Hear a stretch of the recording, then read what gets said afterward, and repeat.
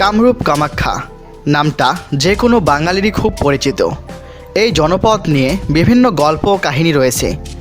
একসময় এই জায়গায় গেলে কেউ আর ফিরে আসতো না। হাজার বছরের রহস্যময় এই স্থান কামরূপ কামাখ্যা এখনও জাদুবিদ্যা সাধনার জন্য বেছে নেওয়া হয় কামাখ্যা মন্দিরকেই। কথিত আছে কামাখ্যা মন্দিরে ডাকিনী যোগিনী থাকে, যারা জাদুবিদ্যায় পারদর্শী।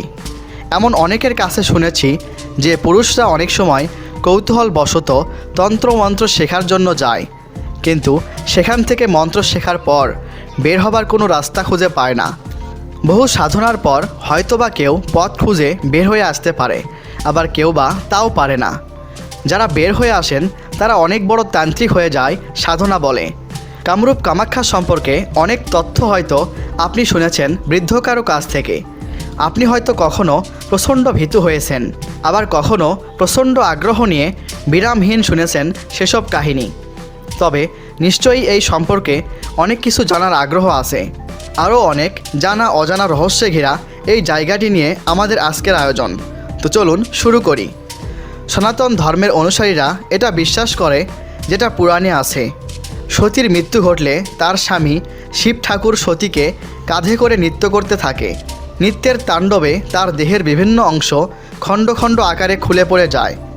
গুরুত্বপূর্ণ অঙ্গ বা প্রজনন অঙ্গ ভারতের আসাম রাজ্যের গুয়াহাটি শহরের এই নীলাচল পর্বতে পড়ে। একদিন কামদেবতা তার স্ত্রীর সাথে নীলাচল পর্বতে ঘুরতে আসে আর এসে পেয়ে যায় সতীর যোনি। তারা প্রবল ভক্তি ও শ্রদ্ধার সাথে সতীর যোনি পূজা করতে থাকেন। অবশেষে কামদেব অভিশাপ থেকে মুক্তি পেয়ে তার রূপ ফিরে পান। পরবর্তীতে কামদেবের নাম অনুসারে অঞ্চলটির নাম করা হয় কামরূপ, আর শিবপত্নীর আরেক নাম কামাখ্যা। দুটি নাম মিলে জায়গাটির নাম হয় কামরূপ কামাখ্যা। অনেকেই বলে থাকে কামরূপ কামাখ্যা ভারত থেকে দূরে একটা দ্বীপ, কিন্তু তা ঠিক নয়। আসামের গুয়াহাটি স্টেশন থেকে পাহাড়ি এক রাস্তা ধরে যেতে হয় সেখানে। ভারতের আসামের কামরূপ জেলার নীলকণ্ঠ পাহাড়ের চূড়ায় এক প্রাচীন মন্দিরের সন্ধান মেলে। এই প্রাচীন মন্দির কামাখ্যা দেবীর মন্দির নামে পরিচিত। কামরূপ কামাখ্যা আশেপাশের অরণ্য আর নির্জন পথে নাকি ঘুরে বেড়ায় ভালো মন্দ আত্মারা। এখানে রয়েছে সারি সারি পর্বতমালা, আর ঠিক পাশেই ভক্তদের আগ্রহের কেন্দ্রে মা কামাখ্যার মন্দির। মন্দিরের অন্যতম আকর্ষণ ভক্তদের নৃত্যগীত।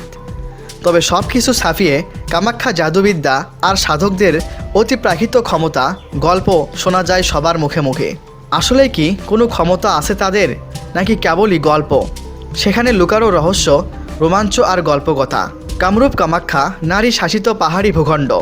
যৌবনবতী নারীদের রাজত্ব চলে এখানে। এই যৌবনবতী নারীরা পুরুষদের জাদুর মাধ্যমে কৃতদাস করে রাখে।